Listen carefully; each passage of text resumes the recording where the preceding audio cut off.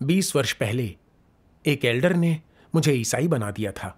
उन्होंने बताया कि ब्रह्मांड में केवल एक सच्चा परमेश्वर है जिसने सभी चीजों का सृजन किया। यह बात मुझे बहुत अच्छी लगी। उन्होंने मुझे बाद में बताया कि प्रभु यीशु परमेश्वर का पुत्र है, उसमें आस्था रखने से ही हम बच सकते हैं। इस मोड़ पर मैं थोड़ा उलझ गया। परमेश्वर तो सिर्फ एक ही है ना, उसका पुत्र कैसे हो सकता है? मैं नहीं समझ पाया कि वास्तव में परमेश्वर कितने हैं। उसके बाद जब कभी मैं पादरी को किसी को बपतिस्मा देते देखता तो यह कहते सुनता, पिता, पुत्र और पवित्र आत्मा के नाम से आपको बपतिस्मा दिया जाता है। फिर मैंने चकरा कर उनसे पूछा, भला कितने परमेश्वर हैं? आप हमेशा लोगों को परमेश्वर के इतने सारे नामों से बपतिस्मा क्यों देते हैं? उनका जवाब था, परमेश्वर बस एक ही है, मगर त्रित्व भी है, जो कि पिता, पुत्र और पवित्र आत्मा से बना है। वे अलग अलग व्यक्ति हैं, मगर उनका अस्तित्व एक ही सत्व में है।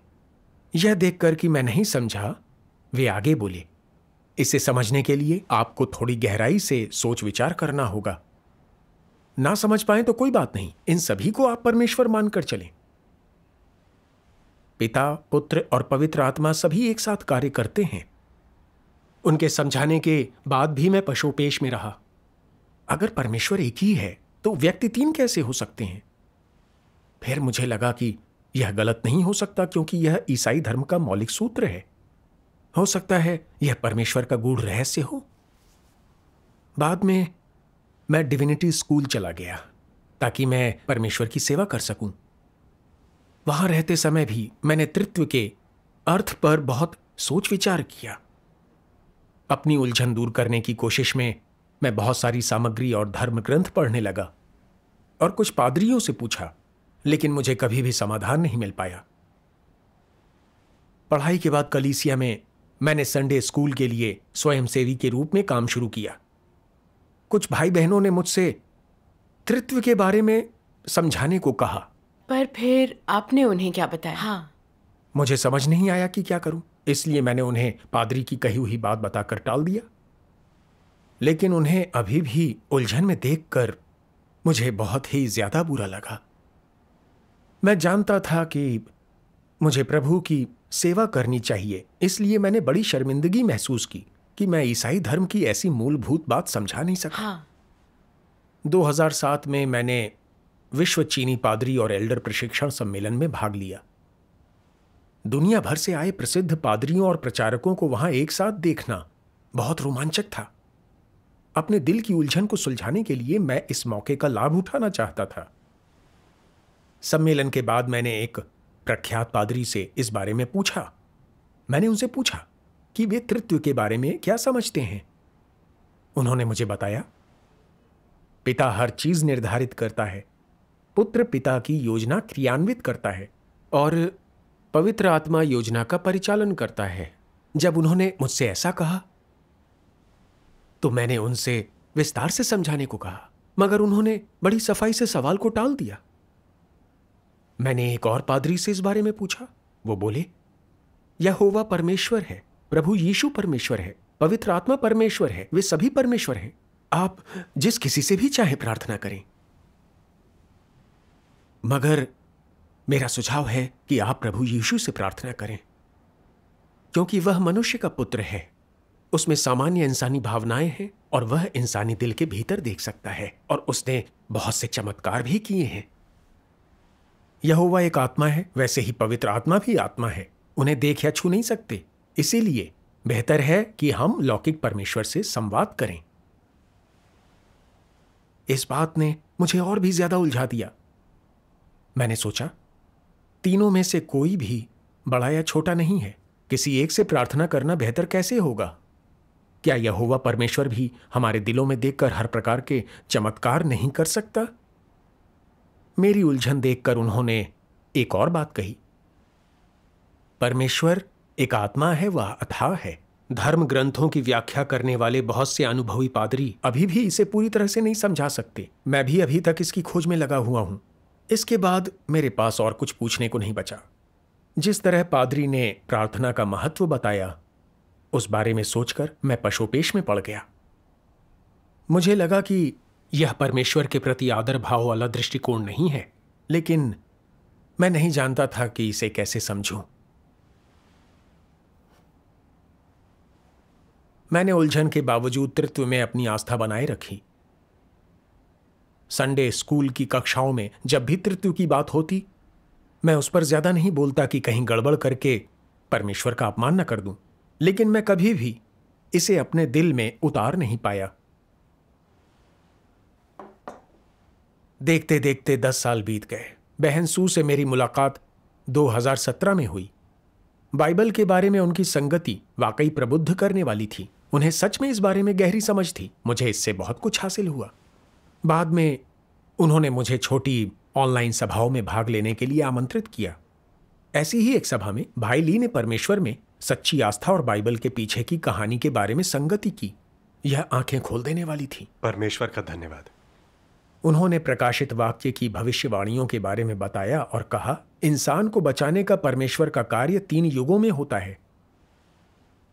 पुराना नियम व्यवस्था का युग था, नया नियम अनुग्रह का युग था।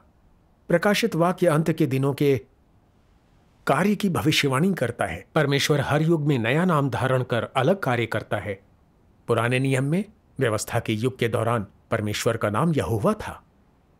उसने मूसा के द्वारा व्यवस्थाएं और आदेश जारी कर पाप क्या है यह सिखाया। पृथ्वी पर आरंभिक मनुष्य को जीने का रास्ता दिखाया। व्यवस्था के युग में बहुत बाद में कोई भी व्यवस्था का पालन नहीं कर रहा था, बल्कि पाप कर रहा था। व्यवस्था के तहत सभी को सजा और मौत का सामना करना था।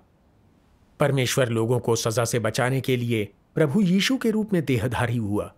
हमें हमारे पापों से छुटकारा दिलाने के लिए उसे सूली पर चढ़ा दिया गया।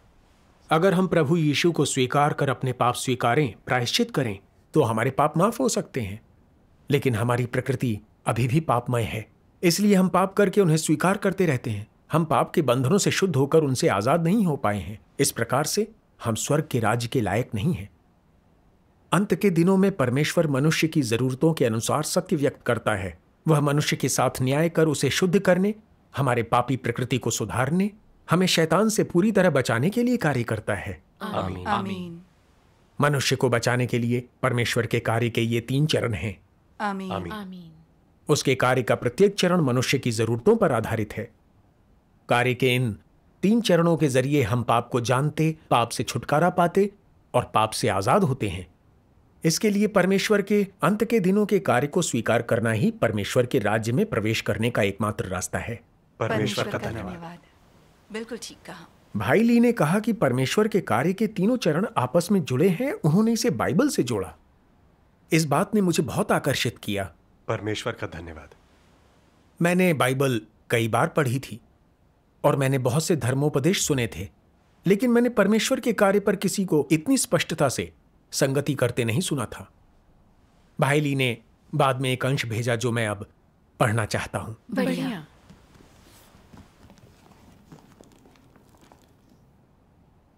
यहोवा के कार्य से लेकर यीशु के कार्य तक और यीशु के कार्य से लेकर इस वर्तमान चरण तक, ये 3 चरण परमेश्वर के प्रबंधन के पूर्ण विस्तार को एक सूत्र में पिरोते हैं और वे सब एक ही पवित्र आत्मा का कार्य हैं। दुनिया के सृजन से परमेश्वर हमेशा मानव जाति का प्रबंधन करता आ रहा है। वही आरंभ है और वही अंत है। वही प्रथम है और वही अंतिम है। वही युग का आरंभ करता है, वही युग का अंत करता है। विभिन्न युगों और विभिन्न स्थानों में कार्य के 3 चरण अचूक रूप में एक ही पवित्र आत्मा का कार्य हैं। इन 3 चरणों को पृथक करने वाले सभी लोग परमेश्वर के विरोध में खड़े हैं। अब तुम्हारे लिए यह समझना उचित है कि प्रथम चरण से लेकर आज तक का समस्त कार्य एक ही परमेश्वर का कार्य है, एक ही पवित्र आत्मा का कार्य है। इसमें कोई संदेह नहीं। आमीन। आमीन। परमेश्वर के वचन पढ़ने के बाद भाई ली ने संगति की। परमेश्वर एक ही है। उसी ने मनुष्य जाति का सृजन किया। स्वयं परमेश्वर मनुष्य का प्रबंध कर उसे बचा रहा है। संसार के सृजन से अब तक वह मनुष्य को बचाने के लिए कार्य करता रहा है। हालांकि कार्य के प्रत्येक चरण में उसके अलग नाम हैं, उसका कार्य, काल और स्थान अलग हैं, परंतु सब एक ही परमेश्वर ने किया है। आमीन। कार्य का प्रत्येक चरण पिछले चरण पर बना है, प्रत्येक चरण के साथ और ऊंचा और गूढ़ है। मुझे यह सुनकर बहुत अचरज हुआ। मैंने सोचा, ये कहते हैं कि कार्य का प्रत्येक चरण एक ही आत्मा द्वारा किया गया है, तो यहोवा और प्रभु यीशु एक ही आत्मा है। परमेश्वर केवल एक है, तीन आत्माएं नहीं। भाई ली की संगति अर्थपूर्ण है, इसमें शक करने या काटने जैसी कोई बात नहीं। मगर उनकी बात के आधार पर क्या ऐसा नहीं कि जिस तृत्व में हम विश्वास करते रहे हैं वह सही नहीं है? हालांकि धार्मिक संसार में परमेश्वर के एक या अनेक होने के बारे में मतभेद रहा है। ज्यादातर लोग तृत्व में विश्वास रखते हैं, आखिर वे सब के सब गलत नहीं हो सकते। मैंने पहले कभी इस प्रकार की संगति नहीं सुनी। क्या धार्मिक समुदाय में कोई नई समझ पनपी है? भावनाओं के अशांत होने के कारण मैं जल्दी चला गया ताकि इस पर थोड़ा सोच सकूं। थोड़ी स्पष्टता पाने की कोशिश में मैं फिर से बाइबल के पन्ने पलटने लगा। बहुत सी प्रचार सामग्री भी देखी। कई दिन तक खोज में जुटा रहा, लेकिन कोई फायदा नहीं हुआ। और तब मैं बेचैनी महसूस करने लगा। मैंने मन ही मन में सोचा, भाई ली की संगति धार्मिक संसार की कही हुई बातों से अलग है, मगर वह अनूठी और बाइबल के आधार पर सही है। क्या मुझे अगली सभा में भाग लेना चाहिए? अगर मैं सभा में जाता रहूं और तृत्व के विचार को ठुकरा दूं तो यह तय है कि धार्मिक समुदाय मुझे बाहर निकाल देगा। मगर मुझे उनकी संगति से ऐसी प्रबुद्धता मिली है जैसी इस कलीसिया में नहीं मिल सकती। पर मुझे यहां से जाना भी अच्छा नहीं लगेगा। मैं अपना मन नहीं बना पाया, इसलिए मैंने भाई ली द्वारा सभा में भेजे गए परमेश्वर के वचनों का अंश खोजा। उसे पढ़ते हुए मैंने विचार किया। मैंने जितना सोचा मुझे उतना ही लगा कि कोई भी साधारण आदमी ऐसी बात नहीं कह सकता। सही है। कोई भी आध्यात्मिक व्यक्ति परमेश्वर के प्रबंधन कार्य के बारे में इस लहजे में बात नहीं कर सकता। क्या ये सच में परमेश्वर के वचन हैं? बहुत सोच विचार के बाद मैंने फैसला किया कि धार्मिक संसार चाहे जो सोचे, मुझे भाई ली की संगति को सुनना है, देखना है क्या उससे मेरी उलझन दूर होती है। यह है खोजने का रवैया। हाँ। अगली सभा में मैंने तृत्व के बारे में अपनी असमंजसता बताई। इस पर उनकी संगति यह थी, बहुत से धार्मिक लोग तृत्व के विचार से कसकर चिपके रहते हैं। वे सोचते हैं कि परमेश्वर एक है, मगर व्यक्ति तीन हैं, पिता, पुत्र और पवित्र आत्मा, जो परमेश्वर के प्रबंधन कार्य के अलग अलग हिस्सों को संभालते हैं। लेकिन क्या हमने कभी भी यह सोचा है कि यह विचार कहां से उपजा है? क्या परमेश्वर ने कभी भी तृत्व के बारे में कुछ कहा है? क्या पवित्र आत्मा ने इसकी गवाही दी? क्या नबियों ने इसका जिक्र किया? ऐसा कुछ भी नहीं है। सही है। दरअसल तृत्व का विचार प्रभु के समय के लगभग 300 साल बाद सबसे पहले नाइसिया परिषद में उठा था और धार्मिक अगुवाओं के बीच भीषण वाद विवाद के बाद इसे स्थापित किया गया था। हाँ। उसके बाद से ज्यादातर धार्मिक लोग यह मानने लगे कि सभी चीजों का सृजन करने वाला हमारा एकमात्र परमेश्वर तृत्व है। वे सोचते हैं कि प्रभु यीशु के अलावा स्वर्ग में पिता और पवित्र आत्मा भी हैं। वे तीन परमेश्वर हैं, तीन आत्मा हैं। अगर हम उनके तर्क का पालन करें तो फिर क्या परमेश्वर एकमात्र सच्चा परमेश्वर होगा? वे चारों तरफ चिल्लाते फिरते हैं कि परमेश्वर केवल एक है, मगर वे तृत्व में विश्वास रखते हैं। क्या यह बात परस्पर विरोधी नहीं है? बिल्कुल। क्या यह बेतुका नहीं है? हाँ। पुराने नियम में किसी भी तृत्व के बारे में कहीं पर भी कुछ भी नहीं लिखा हुआ था। प्रभु यीशु के पृथ्वी पर कार्य करने के 3.5 वर्ष में उसने कभी भी तृत्व के बारे में कुछ भी नहीं कहा। वह विचार प्रभु यीशु के कार्य पूरा कर लेने के बाद भला क्यों प्रकट होगा? ऐसा इसलिए क्योंकि लोग देह धारण के सार को नहीं समझ सके। पवित्र आत्मा ने गवाही दी कि प्रभु यीशु परमेश्वर का प्रिय पुत्र था। उन्होंने उसे स्वर्ग में अपने पिता से प्रार्थना करते हुए देखा, इसलिए उन्होंने परमेश्वर के बारे में धारणाएं बना ली। उन्होंने सोचा कि परमेश्वर तीन हैं, पिता, पुत्र और पवित्र आत्मा। उन्होंने अपनी कल्पना के अनुसार जोड़तोड़ बिठाया और परमेश्वर को सीमा में बांधने की कोशिश की। उदाहरण के लिए फिलिप्पुस को ही लें। उसे नहीं मालूम था कि प्रभु यीशु देहधारी परमेश्वर है, इसलिए उसने प्रभु से पिता को दिखाने की मांग की। प्रभु यीशु ने साफ तौर पर जवाब दिया, हे फिलिप्पुस, मैं इतने दिन से तुम्हारे साथ हूं, क्या तू मुझे नहीं जानता? जिसने मुझे देखा है उसने पिता को देखा है। तू क्यों कहता है कि पिता को हमें दिखा? क्या तू विश्वास नहीं करता कि मैं पिता में हूं और पिता मुझ में है? ये बातें जो मैं तुमसे कहता हूं अपनी ओर से नहीं कहता, परंतु पिता मुझ में रहकर अपने काम करता है। आमीन। प्रभु यीशु ने यह भी कहा, मैं और पिता एक हैं। प्रभु यीशु इस बारे में स्पष्ट था कि वे एक हैं, एक ही परमेश्वर और एक ही आत्मा। सही है। फिर भाई ली ने परमेश्वर के कुछ वचनों के पाठ का वीडियो चलाया। आइए इसे देखें। ठीक है। सर्वशक्तिमान परमेश्वर कहते हैं, यदि तुम लोगों में से कोई भी कहता है कि त्रित्व वास्तव में है, तो समझाओ कि 3 व्यक्तियों में ये एक परमेश्वर क्या है? पवित्र पिता क्या है? पुत्र क्या है? पवित्र आत्मा क्या है? क्या यहोवा पवित्र पिता है? क्या यीशु पुत्र है? फिर पवित्र आत्मा का क्या? क्या पिता एक आत्मा नहीं है? पुत्र का सार भी क्या एक आत्मा नहीं है? क्या यीशु का कार्य पवित्र आत्मा का कार्य नहीं था? एक समय आत्मा द्वारा क्रियान्वित यहोवा का कार्य क्या यीशु के कार्य के समान नहीं था? परमेश्वर में कितने आत्माएं हो सकते हैं? तुम्हारे स्पष्टीकरण के अनुसार पिता, पुत्र और पवित्र आत्मा के 3 व्यक्ति एक हैं। यदि ऐसा है तो 3 आत्माएं हैं, लेकिन 3 आत्माओं का अर्थ है कि 3 परमेश्वर हैं। इसका मतलब है कि कोई भी एक सच्चा परमेश्वर नहीं है।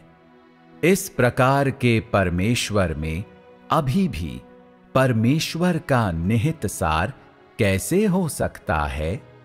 यदि तुम मानते हो कि केवल एक ही परमेश्वर है, तो उसका एक पुत्र कैसे हो सकता है और वो पिता कैसे हो सकता है? क्या ये सब केवल तुम्हारी धारणाएं नहीं हैं? केवल एक परमेश्वर है। इस परमेश्वर में केवल एक ही व्यक्ति है और परमेश्वर का केवल एक आत्मा है। वैसा ही जैसा बाइबल में लिखा गया है कि केवल एक पवित्र आत्मा और केवल एक परमेश्वर है। जिस पिता और पुत्र के बारे में तुम बोलते हो, वे चाहे अस्तित्व में हों, कुल मिलाकर परमेश्वर एक ही है और पिता, पुत्र और पवित्र आत्मा का सार, जिसे तुम लोग मानते हो, पवित्र आत्मा का सार है। दूसरे शब्दों में, परमेश्वर एक आत्मा है, लेकिन वो देह धारण करने और मनुष्यों के बीच रहने के साथ साथ सभी चीजों से ऊंचा होने में सक्षम है। उसका आत्मा समस्त समावेशी और सर्वव्यापी है।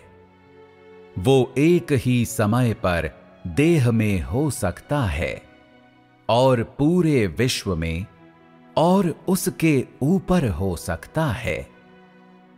चूंकि सभी लोग कहते हैं कि परमेश्वर एकमात्र सच्चा परमेश्वर है, फिर एक ही परमेश्वर है जो किसी की इच्छा से विभाजित नहीं होता। परमेश्वर केवल एक आत्मा है और केवल एक ही व्यक्ति है और वो परमेश्वर का आत्मा है। आमीन। फिर भी कुछ कह सकते हैं, पिता पिता है, पुत्र पुत्र है, पवित्र आत्मा है और अंत में वे एक बनेंगे। तो तुम उन्हें एक कैसे बना सकते हो? पिता और पवित्र आत्मा को एक कैसे बनाया जा सकता है? यदि वे मूल रूप से दो थे, तो चाहे वे एक साथ कैसे भी जोड़े जाएं, क्या वे दो हिस्से नहीं बने रहेंगे? जब तुम उन्हें एक बनाने को कहते हो, तो क्या ये बस दो अलग हिस्सों को जोड़कर एक बनाना नहीं है? लेकिन क्या पूरे किए जाने से पहले वे दो भाग नहीं थे?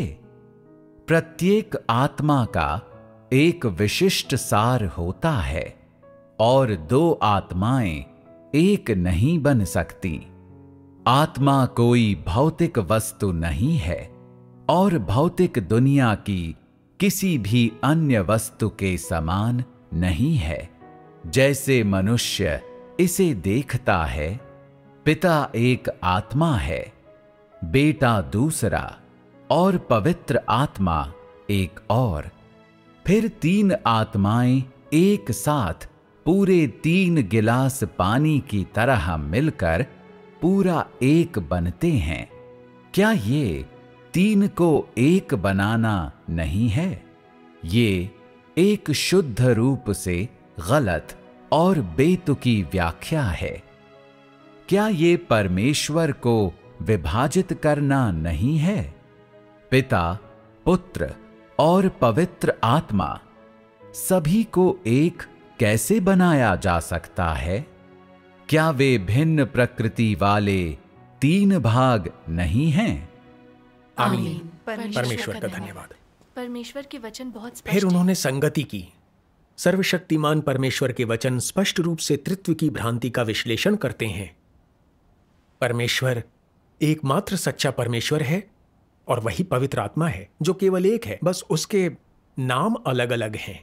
हाँ, देहधारी परमेश्वर देह धारण किया हुआ पवित्र आत्मा है। उसके देह का सार है पवित्र आत्मा। हम उसे जिस भी नाम से पुकारें, परमेश्वर, पवित्र आत्मा और देहधारी परमेश्वर सब एक ही हैं, एक ही आत्मा। आमीन। कोई भी इस सच्चाई को नकार नहीं सकता। परमेश्वर इस ब्रह्मांड का मालिक है। वह सर्वशक्तिमान, सर्वज्ञानी, सर्वसमावेशी आत्मा है। सही। वह सर्वव्यापी और परम शक्तिशाली है। वह स्वर्ग और पृथ्वी की रचना कर सकता है। वह मनुष्य के जीवन का मार्गदर्शन कर सकता है। वह लोगों की जरूरत के अनुसार उन्हें छुटकारा दिलाकर बचाने के लिए मनुष्य के पुत्र के रूप में देहधारी भी हो सकता है। परमेश्वर के आत्मा का ब्रह्मांड की सभी चीजों पर संपूर्ण नियंत्रण है। हाँ, अगर हम धार्मिक संसार की बातों के अनुसार चलें कि यहोवा परमेश्वर पिता है जिसने ब्रह्मांड की रचना की, वह प्रबंधन और नियोजन करते हुए स्वर्ग में है, जबकि प्रभु यीशु मनुष्य को छुटकारा दिलाने के लिए पिता द्वारा भेजा गया पुत्र है, तो फिर पुनरुत्थान और स्वर्गारोहण के बाद प्रभु यीशु क्या करेगा? उसे पवित्र आत्मा के भरोसे रहना होगा। त्रित्व के व्यक्तियों में से प्रत्येक की अपनी भूमिका है। स्वर्ग और पृथ्वी की और मनुष्य के भीतर किए जाने वाले कार्य की जिम्मेदारियां हैं। क्या यह परमेश्वर को 3 भागों में तोड़ना नहीं? तब भी क्या परमेश्वर सर्वशक्तिमान, सर्वज्ञानी, परम शक्तिशाली एकमात्र परमेश्वर बना रहेगा? क्या यह परस्पर विरोधी बात नहीं? बिल्कुल। परमेश्वर केवल एक है। मनुष्य का प्रबंधन और बचाव वह स्वयं कर रहा है। उसे 3 भागों में तोड़ देना, उसे खंडित कर देना है। यह परमेश्वर का प्रतिरोध, उसका तिरस्कार है। बिल्कुल। परमेश्वर के वचन मेरे लिए प्रेरक थे। मैं समझ गया कि वर्षों से मेरे दिल में बसे त्रित्व का अस्तित्व ही नहीं है। हमने वर्षों प्रभु में विश्वास रखा, हमेशा अड़े रहे कि परमेश्वर केवल एक ही है, लेकिन हमने उसे 3 व्यक्तियों में बांट दिया। फिर हमें समझ नहीं आया कि इन 3 परमेश्वरों को फिर से एक कैसे बनाएं। क्या यह बेवकूफी नहीं थी? मैंने त्रित्व के बारे में परस्पर विरोधी व्याख्या देने वाले उन प्रसिद्ध पादरियों के बारे में सोचा। जब वे स्पष्ट नहीं कर पाते तो कहते हैं परमेश्वर अथाह और रहस्यमय है, वे हमारी आंखों में धूल झोंक रहे हैं। मैं समझ गया कि परमेश्वर को जाने बिना उसमें विश्वास रखना और उसे बांट देना सच में परमेश्वर का प्रतिरोध और उसका निरादर करना है। यह सोचकर मुझे लगा कि मैं परमेश्वर का ऋणी हूं, हाँ, मगर मैं अभी भी पशुपेश में था, क्योंकि बाइबल में कहा गया है और यीशु बपतिस्मा लेकर तुरंत पानी में से ऊपर आया। और देखो उसके लिए आकाश खुल गया और उसने परमेश्वर के आत्मा को कबूतर के समान उतरते और अपने ऊपर आते देखा। और देखो यह आकाशवाणी हुई, यह मेरा प्रिय पुत्र है जिससे मैं अत्यंत प्रसन्न हूं। परमेश्वर एक आत्मा है, एक परमेश्वर है। प्रभु यीशु को यरदन नदी में बपतिस्मा दिया गया था। पवित्र आत्मा ने गवाही दी कि वह परमेश्वर का पुत्र है। और कई बार प्रभु यीशु ने स्वर्ग में अपने पिता से प्रार्थना की। हम इसको कैसे समझें? मैं इसे सच में समझना चाहता था, इसलिए मैंने भाई ली से पूछा। उन्होंने कहा, हाँ, प्रभु यीशु ने परमेश्वर से प्रार्थना की, उसे अपना पिता कहा जो स्वर्ग में है। इसके भीतर एक रहस्य छुपा है। अपना सेवा कार्य शुरू करने से पहले प्रभु यीशु को मालूम नहीं था कि वह देहधारी परमेश्वर है, क्योंकि जब आत्मा देह में कार्य करता है तो वह सामान्य होता है, अलौकिक नहीं। वह एक आम व्यक्ति जैसा होता है। तो जाहिर है वह अपने पिता से प्रार्थना करेगा जो स्वर्ग में है। यहां इंसान रूपी प्रभु यीशु परमेश्वर की आत्मा से प्रार्थना कर रहा था। यह पूरी तरह से स्वाभाविक है। जब प्रभु यीशु ने अपना सेवा कार्य शुरू किया तो पवित्र आत्मा ने यह गवाही दी कि वह देहधारी परमेश्वर है। हाँ, इसके बाद ही उसे अपनी सही पहचान मालूम हुई। लेकिन फिर भी उसने पिता से प्रार्थना की, जो दर्शाता है मसीह विनम्र और छिपा हुआ है और उसका सार पूरी तरह से परमेश्वर का आज्ञाकारी है। आमीन। अब हम देखेंगे सर्वशक्तिमान परमेश्वर के वचनों के पाठ का एक वीडियो जो इसे स्पष्ट करता है। बढ़िया। सर्वशक्तिमान परमेश्वर कहते हैं, जब प्रार्थना करते हुए यीशु ने स्वर्ग में परमेश्वर को पिता के नाम से बुलाया तो ये केवल एक सृजित मनुष्य के परिप्रेक्ष्य से किया गया था, केवल इसलिए कि परमेश्वर के आत्मा ने एक सामान्य और साधारण देह का चोला धारण किया था और उसका बाह्य आवरण एक सृजित प्राणी का था। भले ही उसके भीतर परमेश्वर का आत्मा था, उसका बाहरी प्रकटन अभी भी एक सामान्य व्यक्ति का था। दूसरे शब्दों में, वो मनुष्य का पुत्र बन गया था, जिसके बारे में स्वयं यीशु समेत सभी मनुष्यों ने बात की थी, ये देखते हुए कि वो मनुष्य का पुत्र कहलाता है। वो एक व्यक्ति है जो सामान्य लोगों के साधारण परिवार में पैदा हुआ। इसलिए यीशु का स्वर्ग में परमेश्वर को पिता बुलाना वैसा ही था जैसे तुम लोगों ने पहले उसे पिता कहा था। उसने सृष्टि के एक व्यक्ति के परिप्रेक्ष्य से ऐसा किया।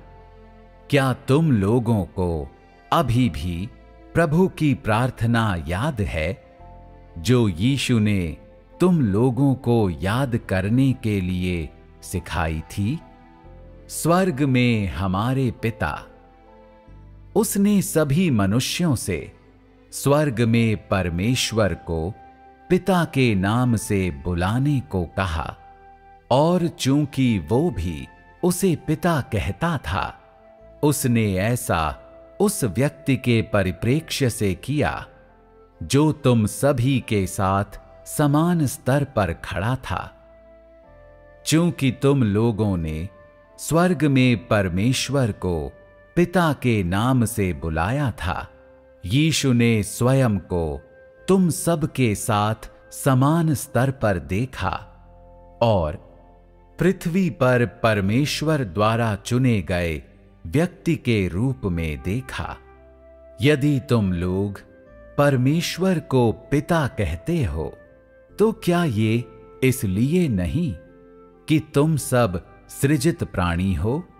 पृथ्वी पर यीशु का अधिकार चाहे जितना अधिक हो, क्रूस पर चढ़ने से पहले वो मात्र मनुष्य का पुत्र था, पवित्र आत्मा द्वारा नियंत्रित था और पृथ्वी के सृजित प्राणियों में से एक था, क्योंकि उसे अभी भी अपना कार्य पूरा करना था।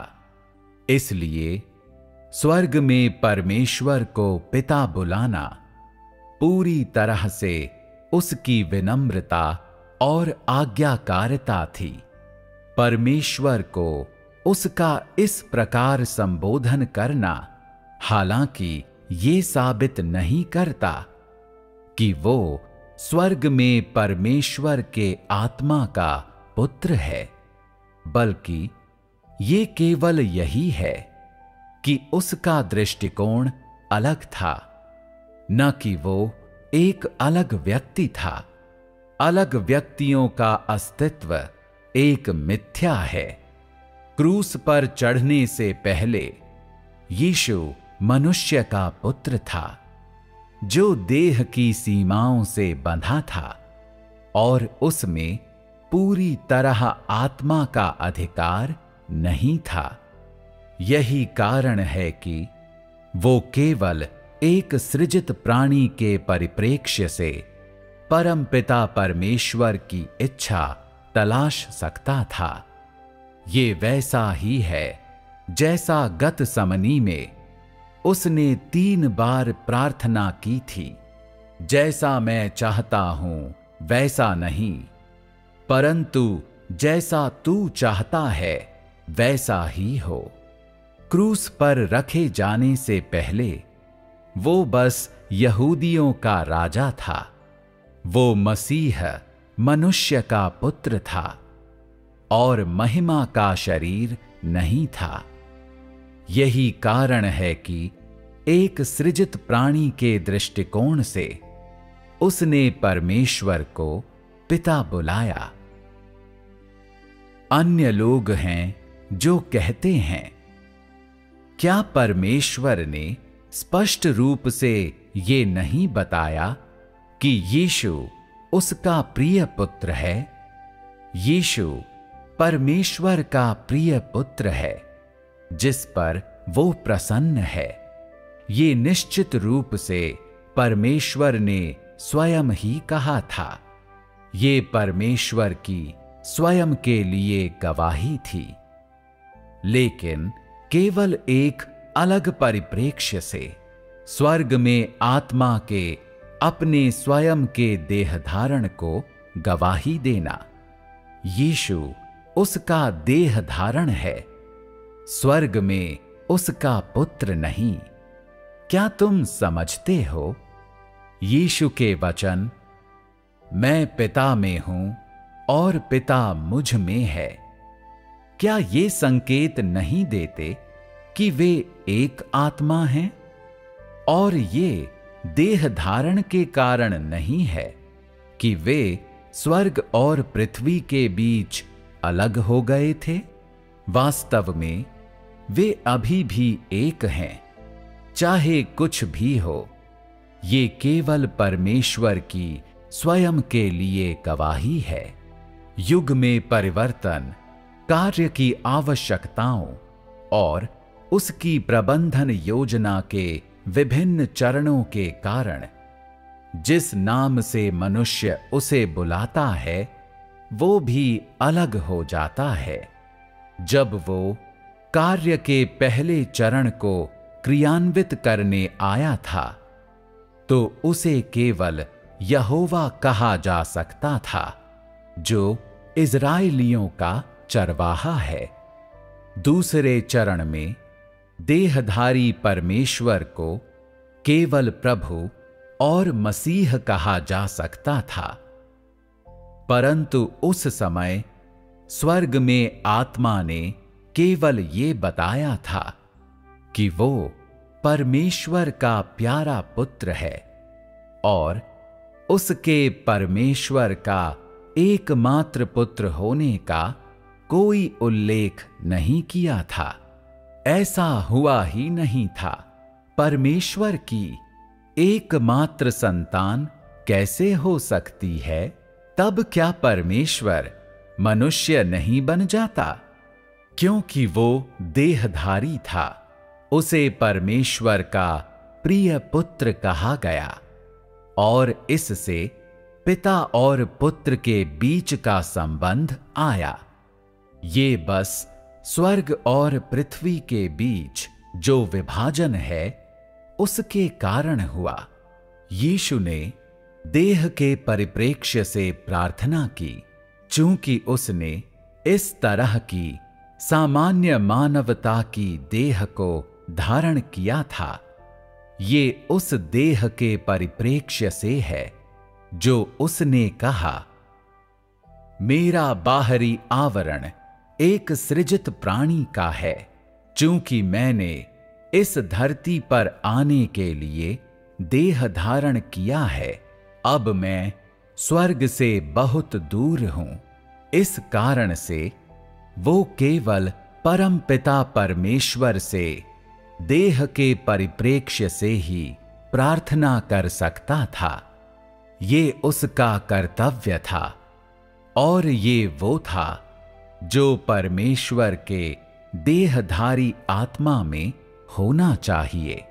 ये नहीं कहा जा सकता कि वो परमेश्वर नहीं था, क्योंकि वो देह के दृष्टिकोण से पिता से प्रार्थना करता था। यद्यपि उसे परमेश्वर का प्रिय पुत्र कहा जाता था, वो अभी भी परमेश्वर था, क्योंकि वो आत्मा का देह धारण था और उसका सार अब भी आत्मा का था। आमीन। भाई ली ने अपनी संगति जारी रखी। प्रभु यीशु देहधारी परमेश्वर था। वह मानव पुत्र के शरीर में परमेश्वर का आत्मा था, जिसके पास सामान्य मानवता थी। वह साधारण से थोड़ा सा भी अलग नहीं लगता था, लेकिन उसमें परमेश्वर का अपना सार था। हाँ। बपतिस्मा के बाद जब उसने अपना सेवा कार्य शुरू किया, तब परमेश्वर ने गवाही दी कि प्रभु यीशु उसका प्रिय पुत्र है। यह परमेश्वर का देहधारी के लिए आत्मा के परिप्रेक्ष्य से गवाही देना था, ताकि लोग प्रभु यीशु का अनुसरण कर उसमें विश्वास रखें और जानें कि वह परमेश्वर से आया है। सही है। अगर पवित्र आत्मा ने सीधे गवाही दी होती कि प्रभु यीशु देहधारी परमेश्वर है, तो लोग स्वीकार नहीं करते, क्योंकि उन्हें परमेश्वर के देह धारण के बारे में कुछ भी नहीं पता था। देह धारण उनके लिए नई बात थी। उन्हें इसके बारे में कुछ नहीं पता था। उन्होंने कल्पना नहीं की थी कि मानव पुत्र, यह आम इंसान, देह में परमेश्वर के आत्मा का मूर्त रूप है।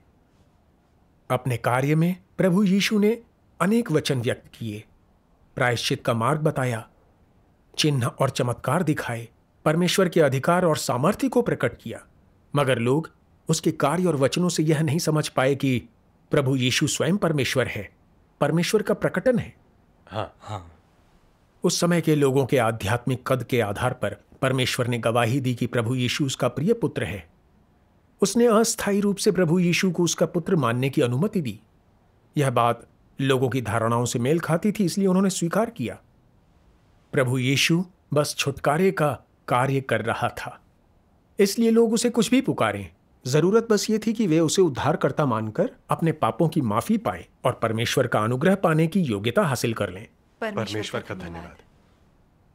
स्वर्ग में परमेश्वर से अपने पिता की तरह प्रार्थना करके प्रभु यीशु एक सृजित प्राणी के नजरिए से परमेश्वर को पुकार रहा था। इससे पता चला कि परमेश्वर कितना विनम्र और छिपा हुआ है। प्रभु यीशु स्वयं परमेश्वर था, लेकिन स्वयं को परमेश्वर नहीं कहा, बल्कि सृजित प्राणी के परिप्रेक्ष्य से उसने लोगों को प्रार्थना करने, परमेश्वर को जानने की राह दिखाई। इस तरह लोगों को नहीं लगेगा कि परमेश्वर बहुत ऊंचा और पहुंच से बाहर है, बल्कि यह मनुष्य और परमेश्वर को करीब ले आएगा। परमेश्वर का धन्यवाद। यह परमेश्वर के कार्य की बुद्धिमत्ता थी। इंसान को यही चाहिए था और यही परमेश्वर के उद्धार कार्य को चाहिए था। हाँ। इससे मुझे बहुत ही ज्यादा प्रबुद्धता मिली। मैंने समझ लिया कि इस ग्रंथ के पीछे परमेश्वर के कार्य की बुद्धिमत्ता है, इंसानियत के लिए उसका प्रेम है। लेकिन समझ की कमी के कारण हम बाइबल में पिता, पुत्र और पवित्र आत्मा का उल्लेख देख अपनी धारणाओं से परमेश्वर को तीन व्यक्तियों, तीन परमेश्वर में बांट देते हैं। यह सच में परमेश्वर का तिरस्कार है। एक ही पल में मेरे मन की परमेश्वर के तृत्व होने की भ्रांति चकनाचूर हो गई। मैं पूरी तरह से मुक्त हो गया था। परमेश्वर का धन्यवाद। परमेश्वर के वचनों का अंश पढ़ता हूं। ठीक है।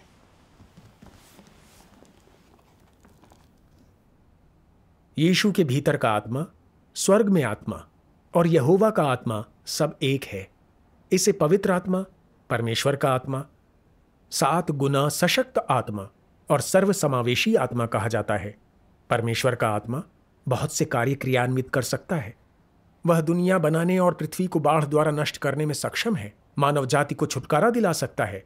वह सारी मानव जाति को जीत और नष्ट कर सकता है।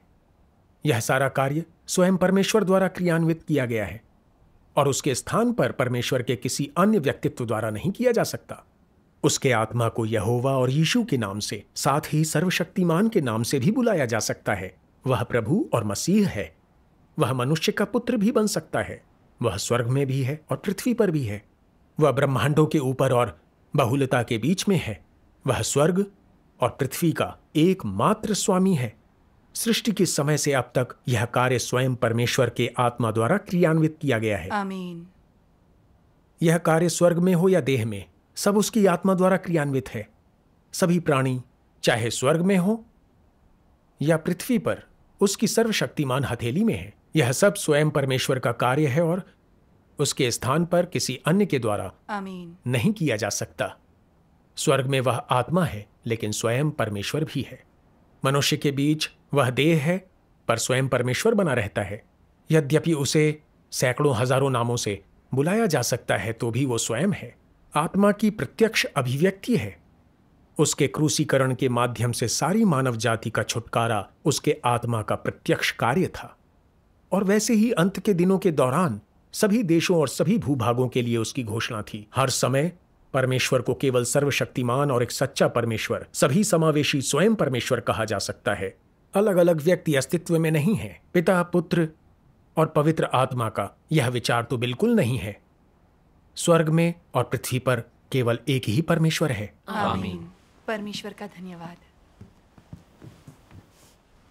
भाई ली ने इस अंश को पढ़ने के बाद संगति की। परमेश्वर ही सृजन करता है, जिसने मनुष्य का सृजन किया। यहोवा परमेश्वर भी, जिसने मनुष्य के लिए व्यवस्थाएं दी, जिसने पृथ्वी पर मनुष्य को जीवन का रास्ता दिखाया। आमीन। वह उद्धारकर्ता प्रभु यीशु भी है, जिसने पाप से हमें छुटकारा दिलाया। आमीन। सर्वशक्तिमान परमेश्वर है, जो अंत के दिनों में न्याय करने के लिए वापस लौट आया। आमीन। जिस प्रभु यीशु के लिए हम तरस रहे थे, वह लौट आया है। वह सर्वशक्तिमान परमेश्वर है। वह 2 दशकों से भी अधिक समय से पृथ्वी पर कार्य कर रहा है, सत्य व्यक्त करते हुए, और अंत के दिनों का न्याय कार्य कर रहा है। उसने किताब खोल दी है। उसने हमें शुद्ध करने और पूरी तरह से बचाने के लिए सारा सत्य व्यक्त किया है। यह प्रभु की भविष्यवाणियों को पूरा करता है। मुझे तुमसे और भी बहुत सी बातें कहनी हैं, परंतु अभी तुम उन्हें सह नहीं सकते। परंतु जब वह अर्थात सत्य का आत्मा आएगा, तो तुम्हें सब सत्य का मार्ग बताएगा। आमीन। यदि कोई मेरी बातें सुनकर भी ना माने, तो मैं उसका न्याय नहीं करता, क्योंकि मैं जगत का न्याय नहीं, उसे बचाने आया हूं।